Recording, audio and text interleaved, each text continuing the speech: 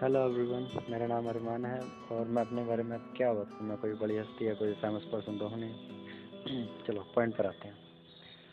मैं उन लोगों से कुछ कहना चाहता हूँ जो सफल होने की कोशिश तो बहुत बार करते हैं लेकिन हो नहीं पाते, असफल हो जाते हैं। ये मैसेज भी उन्हीं के लिए है। मैं आसपास अपने ऐसे कई लोगों को देखता हूँ जो किसी न किसी एग्ज़ाम, किसी न किसी नौकरी या किसी न किसी और चीज़ की तैयारी में लगे रहते हैं, लेकिन हर साल उन्हें असफलताओं का सामना करना पड़ता है। वो सफल नहीं हो पाते।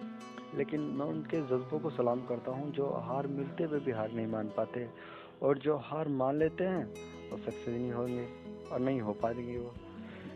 ये बात अक्सर आजकल के स्टूडेंट्स में पाई जाती है, और स्पेशली मैथ के स्टूडेंट में।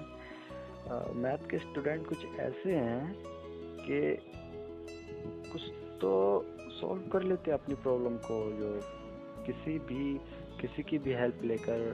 जैसे टीचर्स हुए, मम्मी पापा हुए या बड़े भाई हुए, या कोई नहीं हुआ उनके पास तो कोई तो आस पड़ोस में हुआ कोई, लेकिन वो अपनी प्रॉब्लम सॉल्व कर लेते हैं किसी की भी हेल्प लेकर। लेकिन कुछ बच्चे ऐसे हैं जो नहीं कर पाते, वो करना भी नहीं चाहते एक्चुअली। चाहे उनके पास कितनी भी सोर्स हो, कितना भी कुछ हेल्प करने के लिए हो, लेकिन वो नहीं कर पाते कि वो करना नहीं चाहते। कोई कहता है, सोचते हैं कि मुझसे ये नहीं होगा। कोई कहता है यार ये तो बहुत हार्ड है, नहीं हो पाएगा ये। लेकिन सोचो, उन्हीं से मैं कहना चाह रहा हूँ, उन स्टूडेंट से, कि ये सोचो कि जो तुम्हारे साथ हैं, जो मतलब कुछ ऐसे बच्चे हैं जो अपने प्रॉब्लम खुद सॉल्व कर रहे हैं, वो भी तो तुम्हारे साथ हैं, वो भी तो तुम जैसे हैं, वो भी तो इंसान हैं। उनके पास भी दिमाग है। ऊपर वाले ने दिमाग सबको एक जैसा ही दिया है। अब एक सजेशन देता हूँ। इमेजिन करो कि आप और आपके फ्रेंड एक क्लास में हो और आपको घर के लिए होमवर्क मिला है। अब आप घर जाते हो। अगर आप सही तरीके से काम करने वाले हो, जो मतलब रेगुलरली अच्छे तरीके से जो करने चाहिए ऐसा करते हो, तो आप क्या करोगे घर जाकर? सबसे पहले बैग रखोगे, अपना खाना खाओगे, जो अपना एक्स्ट्रा काम है अपना वो करोगे। उसके बाद आके आप अपना होमवर्क करोगे। होमवर्क में जो आपको सवाल मिले हैं, क्वेश्चंस मिले हैं, उसमें से आप सॉल्व करो। नहीं हो रहा, हेल्प लोगे या किसी कैसे भी करके दोबारा सॉल्व करो, दोबारा सॉल्व करो, 4 बार सॉल्व करो। नहीं हो रहा, 8 बार करो। लेकिन उसके बाद आप खेलने जाओगे या और कुछ काम करो। लेकिन अगर आप ऐसा नहीं करते हो तो क्या करोगे? आप घर जाओगे, बस्ता बस्ता फेंकोगे, इधर उधर करोगे, मूवीज़ देखोगे, गेम्स खेलोगे, या अपने फ्रेंड्स के साथ बाहर खेलने चले जाओगे। कोई किसी ने कह दिया घर पढ़ने के लिए तो पढ़ने बैठ गए। अगले दिन इन सब कामों का अगले दिन आपके कॉलेज में क्या असर होगा जानते हो आप? चलो देखते हैं। आप कॉलेज जाओ, सर खड़ा करेंगे। अगर आपने सब कुछ ढंग से किया होता तो सर आपको बैठने देते, आप सिर तान के बैठते। जो आपके फ्रेंड्स हैं, जो किसी ने नहीं किया, तो सब सिर झुकाकर खड़े रहते। लेकिन अगर आपने ऐसा नहीं किया तो आपके सारे फ्रेंड्स जो जिन्होंने ढंग से काम किया है वो बैठे रहते सिर तान के, आप खड़े होते सिर झुकाए हुए, बेइज्जती महसूस होती। टीचर्स और कुछ ना कुछ कह रहे हैं, आपको गुस्सा आ रहा है, लेकिन आप कुछ नहीं कर पाओगे क्योंकि आपने कल कुछ नहीं किया। तो आज क्या कर पाओगे? अगर आप कर लेते तो आज ये दिन देखने नहीं पड़ता। मैं इस इन सब बातों का सिर्फ यह मतलब बताना चाह रहा हूँ कि अगर आप कुछ नहीं करते हो तो कुछ नहीं होगा, कुछ भी नहीं होगा। आप वहीं के वहीं रहोगे, सब आगे निकल जाएंगे, आप वहीं खड़े रहोगे। लेकिन आपने एक बार भी खुद से कुछ ना कुछ किया, या एक बार एक काम करने में आपको प्रॉब्लम आ रही है, आपने दोबारा किया, तो 1% या 2% या 50% चांस बढ़ जाते हैं उसके कि आपका वो काम पूरा हो जाए। जैसे अगर आप आके घर प्रॉब्लम सॉल्व करोगे अपने क्वेश्चंस की, आपने क्वेश्चन किया, किसी की हेल्प लेकर किया, किसी की भी हेल्प लेकर किया, या अपने माइंड से किया, 4 बार में होगा, 10 बार में होगा, कोई दिक्कत नहीं, पर आपने सॉल्व किया ना। अगले दिन आप कॉलेज में जाओगे, क्लास में जाओगे, स्कूल में जाओगे, जब क्लास में जाओगे तो आपके फ्रेंड कहेंगे कि यार ये क्वेश्चन कैसे हुआ। आप फंसोगे, देखोगे यार ये क्वेश्चन तो बहुत ईजी है, इसको मैंने 4 बार सॉल्व कर लिया। भले ही आपने एक ही बार सॉल्व करा है, लेकिन आपको पता है ये सॉल्व हुआ कैसे, आपको पता है ये कैसे सॉल्व होगा, और आपको अच्छी तरह से जाना हुआ है कि ये इसका मेथड क्या है। आपने भले से एक बार सॉल्व किया है, लेकिन आप कह सकते हो कि मैंने ये 4 बार या 5 बार सॉल्व किया है, क्योंकि आप उस जैसे क्वेश्चन 10 क्वेश्चन सॉल्व कर सकते हो।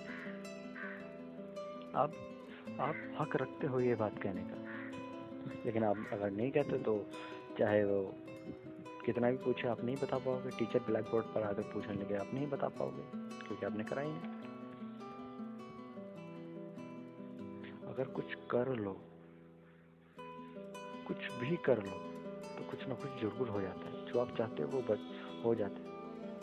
हो सकता है अगर आपके रेगुलर एक्टिविटी ऐसी हो तो हो सकता है कल के दिन को आपको क्लास का मॉनिटर बना दें। क्लास का मॉनिटर, यू नो, प्रधानमंत्री क्लास का। हाँ, यस, बस यही कहना चाहता हूँ कि मेरा आज का जो सेशन है वो इसी बात के ऊपर है कि जो अगर आप नहीं करोगे तो कुछ नहीं होगा। अगर आप कुछ कर लोगे, फेल हो रहे हो कोई दिक्कत नहीं, दोबारा करो, दोबारा नहीं तिबारा करो, 10 बार करो।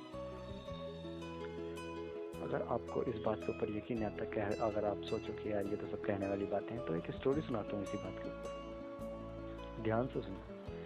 एक शख्स था जिसे चिकन से बहुत पसंद था, या बहुत प्यार था चिकन से। उसे चिकन बनाने में, खाने में नहीं, बनाने में। उसकी रेसिपी उसे पसंद थी, चिकन बनाना उसका शौक था, उसका जुनून था। उसकी एज लगभग 65 ईयर्स की थी। किसी वजह से उसका अच्छा खासा चला चला बिजनेस बंद हो गया, जो भी इसका होटल होगा बंद हो गया वो। अब सोचो, उम्र 65 साल और बिजनेस बंद।